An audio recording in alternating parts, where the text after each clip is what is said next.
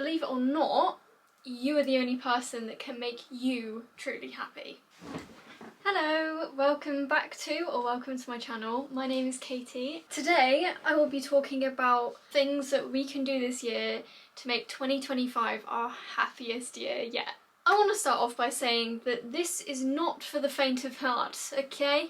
This video requires you to do the work because, believe it or not, you are the only person that can make you truly happy. Working on yourself is no easy task and it is very difficult, but the reward is so juicy and magnificent. Why wouldn't you want to do it? I also want to say we're not going to be happy all the time. We're not going to be happy every single day. We're not going to be happy and beaming ear to ear every second of every single day. But this video will help you feel happiness and genuine gratitude more frequently than maybe you have done before. I personally think it's such a blessing to be able to feel all of the feelings we're able to feel as human beings. We've been put on this earth in these weird meat sacks and we're just kind of vibing and like able to feel all of these cool feelings.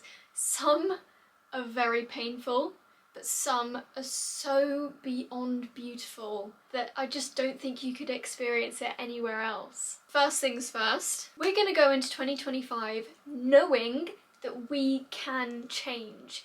We can change our opinions, we can change our beliefs, we can change our thought patterns, we can change our habits, we can change our clothes, we can change our decorations in our rooms, we can change who we're friends with, we can change where we go, we can change what we do, we can change everything. We have the power to change things if we don't like them, most of the time. And most importantly, I think we are allowed to change. You're allowed to change your opinions, you're allowed to change your style. It doesn't matter if you changing makes people around you uncomfortable. It's because they're not used to seeing you like that. Make little changes in your life, in your day-to-day life, that make you happy. Say for instance, you've always wanted a salt lamp in your room or something like that, or like every time you see something you think, oh, that's so cool, or oh, I really like that. And if it's not a huge investment or it's something that would make you happier, get a salt lamp, or I don't know, buy that plant. Those kinds of things. Like, if something's gonna make you happy, do it. If you've been very used to holding back your money or not spending money on yourself especially, because I know you're out there, I know you're watching this, I used to be like that, but now my room is filled with things that bring me joy. Get some fairy lights if they make you happy. Light your tea lights, get a cool lamp. If that's gonna make you happy and you're gonna use it every day, that £10 on that lamp is so worth it, and you're worth it. I think that's something that we need to get in our heads, that we are worth our happiness. We're allowed to make ourselves happy before making other people happy. Not that it's your job to make other people happy. It's not your job to make other people happy. I'll let you sit with that one. Forgive yourself. This year we're going to work on forgiving ourselves, because you can't live a happy, fulfilling life when you're constantly feeling guilt and maybe embarrassment or ashamed of what you've done or who you were in the past. If you're feeling cringe about your past self, it most likely means that you do not align with that version of yourself anymore, which means you have grown. Well done. Maybe there's certain situations that have come up for you that you feel guilty about and you really need to work on forgiving yourself for. If you've taken part in bullying, if you've been hurt by someone, if you've reacted in a certain way that you wouldn't react now and certain memories keep coming up for you, I would definitely suggest either reaching out to the person that you want to apologise to, or writing them a letter and then burning it. Burning the letter, get everything out that you want to forgive yourself for, or you want to apologise to a person who can't, maybe it's too late for you to physically reach them. Write them a letter and burn it. write yourself a letter and burn it. Because once you've written out how you forgive yourself and what you forgive yourself for, you will feel such a weight being lifted off your shoulders, trust me. I think something as well with forgiving yourself, it's not necessarily like you do that and then bam, you feel amazing, but it is a release, letting go of that guilt, you know? It's difficult to let go of. Therapy is also an option. I think something important to remember when you're working on forgiving yourself for things or forgiving your past self for just the way you were, thank your old self for doing those things, because yes, right now they might make you cringe so much and you think, oh my god, I can't believe I did that, like, oh, that was so horrible of me, or I would never do that again, I would never wear that again, I would never be like that again. That's okay, because you've learned your lesson. If you know you don't want to be like them anymore, you've moved on, and without going through that lesson, you wouldn't be where you are now. So forgive and thank, and then let go. Be aware of where you're putting your focus. I used this analogy in a video the other day. If you're looking over here and all you can see is negative stuff, but the positive stuff is over here, and you're actively going, what's over there? You can move your face, move your eyeballs and your attention and your focus and look at all the positive stuff. When you're doing things, try and be aware or catch yourself in the moment of how that thing is making you feel. Are you watching the news? Are you talking to a friend? Are you reading a book? Are you laying in bed on your phone? Are you going for a walk? Are you looking at the sun? Are you breathing in the fresh, cool air by the sea? What is that making you feel? If it's making you feel good, that's amazing. Do more of that stuff. When you feel the sunbeams on your face, how does it make you feel? Does it feel nice? Does it make you feel relaxed? If so, make more of an effort to focus on those things that make you feel good. What are you doing when you first wake up in the morning? Do you feel gratitude to be alive, or do you think, oh, I have to go to work, I have to do this, I have to do that, like, oh, I'm gonna have to go and get my hair cut later, I have to take the dog on a walk? You can change the word have to I get to. I get to wake up, I get to drive to work, I get to take my dog on a walk, I get to be outside and breathe in the fresh air. Try and focus on the more positive stuff, and maybe try and have a more relaxing morning for yourself. What music are you consuming? What are you reading? What are you looking at? What are you watching on TV? How are your dreams? Do your dreams reflect what you're seeing? If you're a dreamer, you'll understand. You'll think, oh god, I only watched one horror film and now there's loads of stuff in my brain about it. Wherever you put your focus, you will be attracting that and reflecting that back into your life. It will be reflected back into your life. So watch what you're doing and watch how it makes you feel. What could you change about your habits that would either make you feel better, or maybe things that aren't the best? What could you do instead of doing that thing that's not making you feel good? What could you watch instead? What could you listen to instead? What could you read instead of reading something that makes you feel bad, for instance? Making new habits. We will be making new habits this year, because habits build your life. Everything you do is a habit. It's a habit that when you wake up in the morning, you grab your glasses and put your glasses on. It's a habit that you'd wake up in the morning and go on your phone. Nearly everything we do is out of habit. So if you bring a new habit in, or break a habit, that's where the fun begins. I read somewhere, I don't know where I read it, that your brain can only really handle 2 changes at a time. So I would recommend adding 2 new habits to your routine every 2 months. By the end of the year, you will have created 12 new habits. Can you imagine if your morning routine was changed in 12 different ways? Imagine if you did 12 different things by the end of 2025 in your morning or throughout your day. That is a huge amount. It might not seem like it, but it really, really is. I say every 2 months because it takes 66 days for a new habit to be made and built into the system. So if you can keep your habits up and keep your willpower going for 66 days, after 66 days you will be not even thinking twice about doing your habit. Maybe this habit is leaving your phone to charge in a different room, or not going on your phone in the morning. Maybe you need to drink more water in the morning. Maybe you want to stretch more. Maybe you want to go and work out. Maybe you want to go on walks more. I don't know what you want to do. Whatever makes you feel good. If you don't know what you want to do yet, or you're thinking, okay, I'm not sure, I want to have new habits and I want to change my lifestyle, but I don't really know where to begin. Think about who you want to be in the future. Who is someone you idolise? Learn a bit about them if you can, and imagine what would make your future most successful self happy. What would they be doing?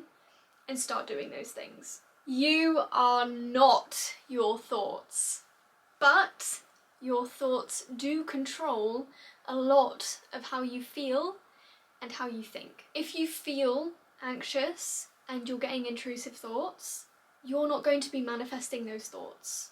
Okay, I just want to say that. If you have a worry or something come into your head, you're not manifesting that, even though you're thinking about it. But you're not feeling good while you're thinking about those things that are worrying you. So you can ask yourself, thank you, Mr. Intrusive Thought, I don't want you anymore, I'm going to focus on this instead. What you think about day to day makes your day. You live in your own head. You have conversations with yourself, or you listen to whatever's going on in your head all the time. You cannot turn it off. I mean, if you can, please comment how. If you can't, like me, try and make something interesting go on. Try and think about and focus on how things feel, how things smell, what emotion things give you. Make up little stories in your head that make you feel good. Try and actively think about things that make you feel good.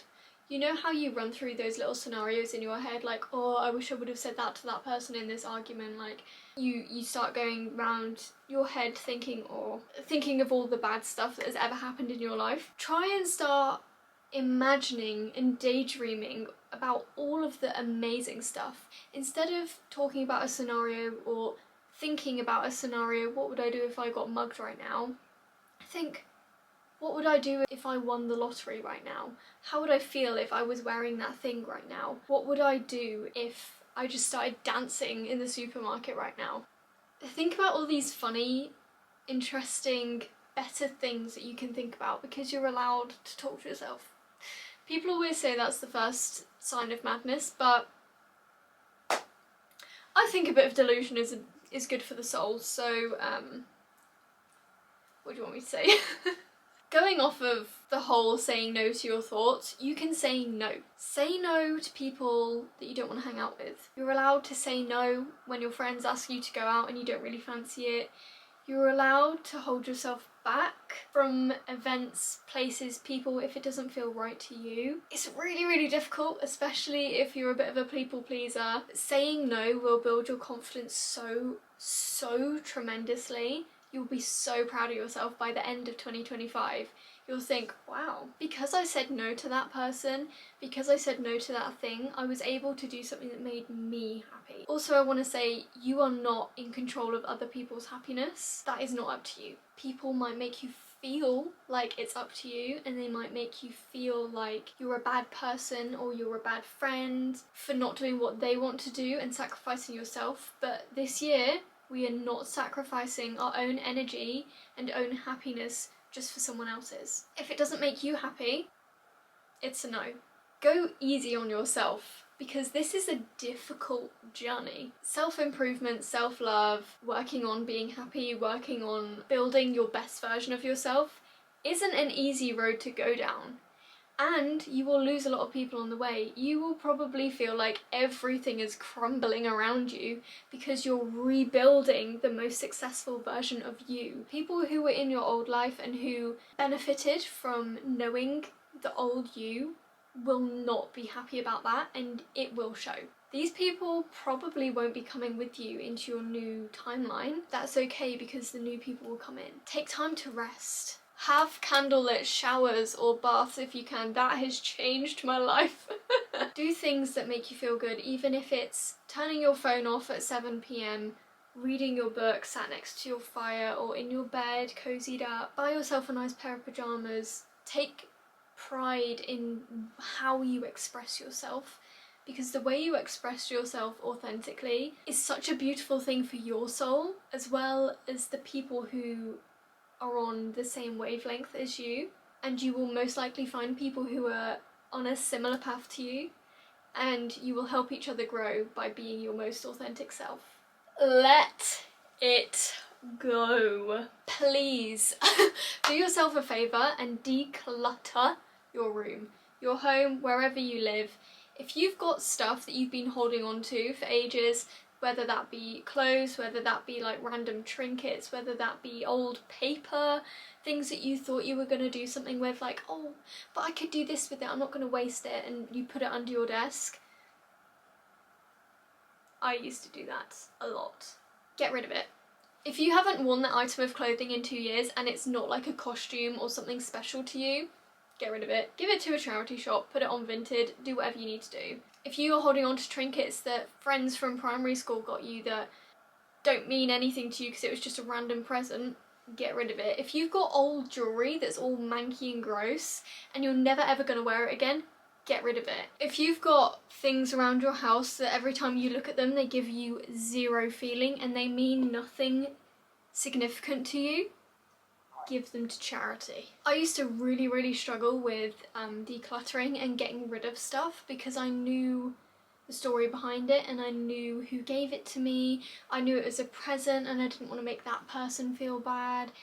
But it was like 10 years ago, babe. Get rid of it. Most likely they've forgotten that they gave you that thing. The way I like to look at it, especially with things that can be used, think there could be someone out there who is waiting to find this thing and they would use it every single day and they would cherish it every single day. Who am I to take away that object's potential? I don't know if that makes sense, but to me it does. So hopefully if that's helped, you're welcome. The reason why decluttering is so good is because when you get rid of stuff, you make space physically, energetically and emotionally for new energies and new things to come in. You have to let go to hold on to something new. You have to let go of the old you to start embodying the new and improved you. Your past self who was anxious and miserable and shy and awkward, you can't bring her or him or them with you. You can't be that person anymore if you're improving. If you're now confident, if you're looking to be a new version of yourself, that person can't come with you anymore. You can forgive them and hold space for them and remember who they were, but they can't come with you. You have to let go. That one just gave me chills. I used this analogy with my friend the other day. Imagine you've got 3 parking spaces on your drive and 2 of them are your friends, the other one is you. Or things, not necessarily your friends. There's 2 massive cars on your drive taking up space that do not serve you anymore. They don't make you happy, maybe they're rude, maybe these things are just in your way and taking up space.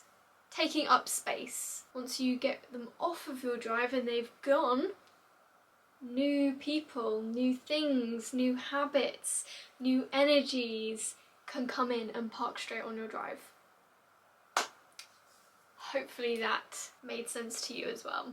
Rewrite your reality. Affirmations, baby! That one sounded better in my head. I am a very strong believer in affirmations. Write it down on a piece of paper. Got a feeling I'll see you later. I've forgotten her name. If you've got something that you really want to believe, maybe you're trying to be more confident, maybe you're trying to smile more, maybe you're trying to fall in love with the way you look, maybe you want to affirm that you approve of yourself. Whatever your affirmation is, or affirmations are, write it down every single day. Or, even better, I used to do this all the time, and I still actually do. Write on something or get a post-it note and stick it on something that you see every single day. I had some affirmations written on my bathroom mirror like a couple weeks ago before Christmas, before the Christmas decks went up. Write it on your mirror. Remind yourself of things that you want to think about. So when I was trying to think more positively about myself, when I looked in the mirror, I would write across the mirror so I couldn't miss it, saying, say 5 things about yourself that you love, or 5 things that you're grateful for today. Those kinds of things, because then it forces you and reminds you to go, hey, have you done your affirmations today? Hey, how's your thought pattern doing? How's your inner dialogue right now? And you kind of go, oh yeah, okay. Fair enough, I'll do it. Because it's yourself backing yourself up. Stick post-it notes on your door before you leave, on your kettle if you live in your own house. Stick them everywhere. What you surround yourself with and who you surround yourself with is what makes you you. So think about that. Think about that. There's this saying that my parents got me engraved on a bracelet. It's actually hanging up because the bracelet bit snapped, but I've still got the engraving, and it says, "She believed she could, so she did." Freaking amazing. I love it. If you believe in yourself, you can freaking well do it. And your brain actually doesn't know what's real or what's not real. So even if you're lying to yourself, saying that, oh my god, I'm so confident, the more you say it and the more you lie to yourself, the more your brain will be like, yeah, we are so confident, and then start to like prove you right. Your brain will always prove you right. So talk to it the way you want to be. Journaling. Journaling is my best friend. If you've got a complaint about someone, but you don't really want to bring it up because you know it'll just make it awkward, but it's like festering inside of you, write it down. Talk to your diary like you're talking to your best friend. Ugh, it works wonders. And you're not feeling like you're spreading gossip. If you don't want to spread negativity or you don't want to talk to someone else about this thing, write it down. It is amazing. Writing your thoughts down makes a world of difference.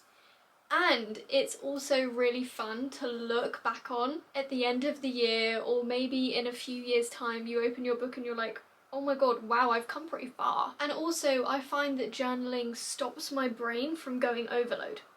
Because when I try and sit and think about a certain situation, my brain goes in to overload. It's like, oh my god, this could happen, this could happen, and then it spirals. Whereas if I sit down and write it down, my hand cannot keep up with my brain, which is amazing. So as I'm writing my thoughts, that is all I can think of. Because I'm in the middle of a thought. If something comes up, I'm like, oh yeah, I need to remember that. Or I start thinking about this thing that's just come in, but I'm in the middle of a different thought. I will carry on with the thought that I am physically writing. Before I know it, that thought has gone and it has not come back because it's not necessary. So when you write stuff down, especially for me, I write stuff before I've even fully realised it in my head, because my brain has had time to slow down and actually healthily, slowly understand and process a situation or something that I'm thinking about.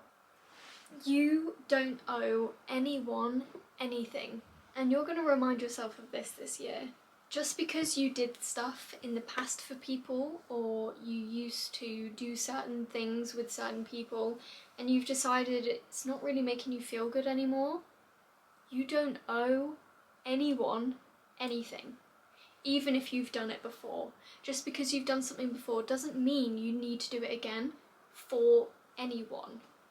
I'm sat here in bed editing and I have absolutely no idea how I didn't say the word gratitude in that video. Gratitude is an ultimate step to happiness and feeling more happiness in your life. The more you focus on gratitude and the more things you say you're grateful for and the more things you acknowledge that you're grateful for, the more you will see. If you wake up in the morning and say, show me what I'm to be grateful for, your mind will be looking for what you can be grateful for. If you set yourself a task of finding 1, 2, 3, maybe more things in the day that you could be grateful for, your brain will be wired to look for it, and that will make you so much happier. I feel like I could keep talking about this topic for years, but I'm gonna leave it there. Thank you so much for watching. I hope this helped at least one person, even if it's just myself in the future. I'm grateful for it. If you've got anything to add or there's something that I haven't spoken about, please write it in the comment section. You never know who you might help. Thank you so much for watching if you have gotten this far. If you have gotten this far, please comment. Comment a disco ball and a blue heart. Disco ball and blue heart if you can. Then I'll know you're a real one.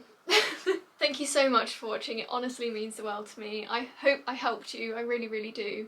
I'm sending so much love your way. Hopefully, see you soon. Goodbye.